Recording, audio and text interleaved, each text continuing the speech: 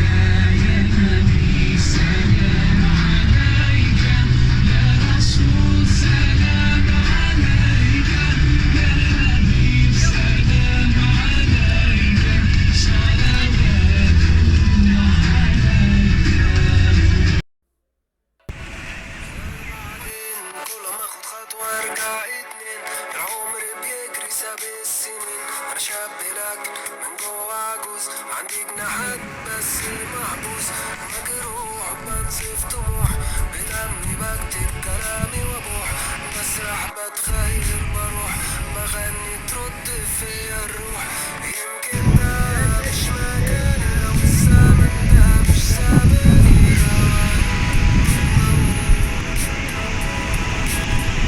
يمكن خيالي وداني الدنيا ولا عالم تاني او انا مجنون او يمكن انا نجم بس مفيش سماء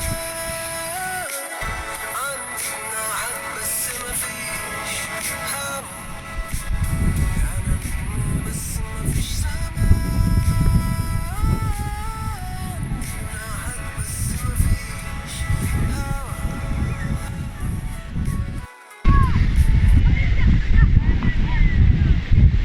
ومقولة تقول if you aim at the stars, so if you miss you land on the moon. إذا أردت أن تضع هدف ضع هدفك عند النجوم، علشان لو ما أصبت الهدف تصل فين؟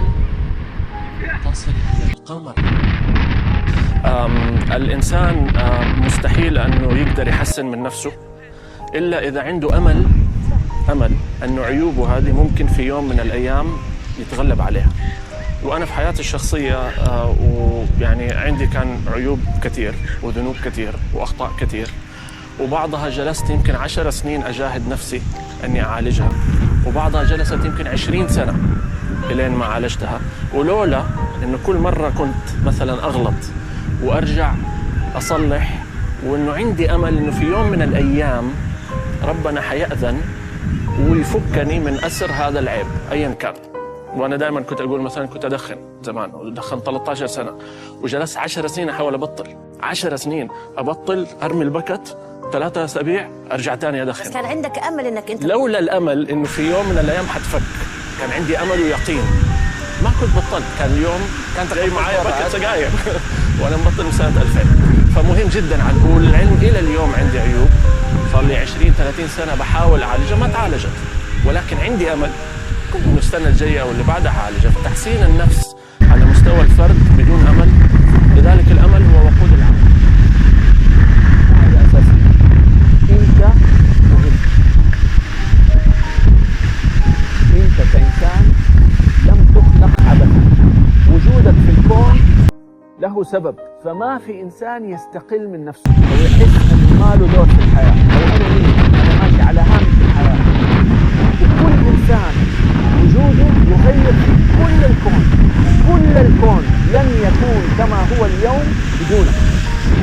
يعني إذا أنت خرجت من الكرة الأرضية دي كل منظومة الكون حتتغير، مجريات الأحداث حول الكرة الأرضية كلها حتتغير. لذلك في قاعدة ما يسمى الباترفلاي إفكت. إذا أردت أن تضع هدف ضع هدفك عند النجوم، علشان لو ما أصبت الهدف تصل فين؟ تصل إلى القمر. الإنسان مستحيل أنه يقدر يحسن من نفسه إلا إذا عنده أمل أنه عيوبه هذه ممكن في يوم من الأيام يتغلب عليها. وأنا في حياتي الشخصية ويعني عندي كان عيوب كثير وذنوب كثير وأخطاء كثير، وبعضها جلست يمكن 10 سنين أجاهد نفسي أني أعالجها، وبعضها جلست يمكن 20 سنة إلين ما عالجتها. ولولا